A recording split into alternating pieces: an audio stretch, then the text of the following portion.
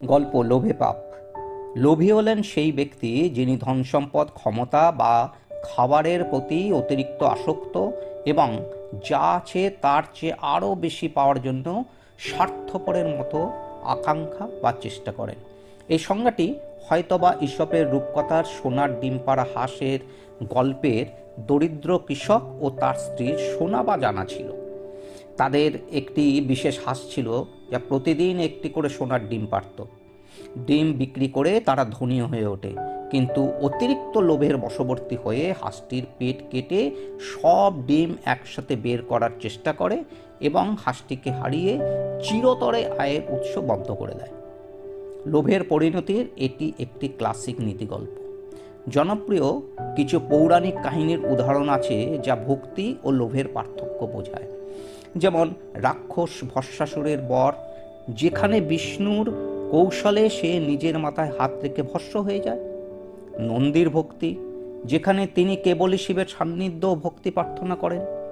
গয়াসুরের কাহিনী, যেখানে বিষ্ণুর বরে কেউ তাকে স্পর্শ করলে সে মোক্ষ পায়। আর পুণ্ডলিকের ভক্তিতে প্রভু শ্রীকৃষ্ণ ভক্তদের সেবার জন্য সর্বদা পুণ্ডলিকের বাড়ির কাছে দণ্ডীবন বনে বিরাজ করেন।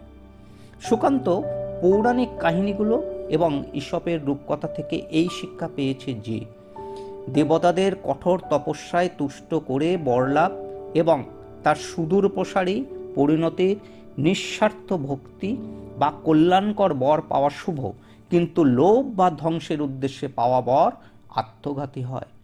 সুকান্ত জীবনে এই শিক্ষার প্রয়োগের একটা সুযোগও পেয়েছিল। অফিসে একটা বিশেষ প্রজেক্টের রাতারাতি সমাধান করে দিয়ে ওপরালাদের মুখ রক্ষা করেছিল। ম্যানেজার সাহেব সুকান্তকে ওর মনের কোনো ইচ্ছে ছোট করে লিখিতভাবে ডাইরেক্টরকে জানাতে বলেন। এটাও বলা ছিল অনুরোধটা যেন ছোট হয়, বিশেষ করে এক বাক্যে হলে সবচেয়ে ভালো হয়। সুকান্ত তার পড়াশোনা করার সময় যা শিখেছে তা উজাড় করে লিখেছে।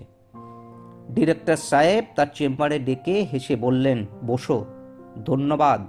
কাজের প্রতি তোমার নিষ্ঠা আর পারদর্শিতা আমরা নোটিশ করেছি, তবে আমরা তো তোমাকে সরল মনে কিছু পুরস্কার দিতে চেয়েছি। তোমার চাহিদা তুমিও এক বাক্যেই চেয়েছ, কিন্তু বাক্য এবং তোমার চাহিদা আক্ষরিক অর্থে জটিল হয়ে গেছে। সুকান্ত নিজের মনের লোভের গন্ধটা বেশ টের পেল।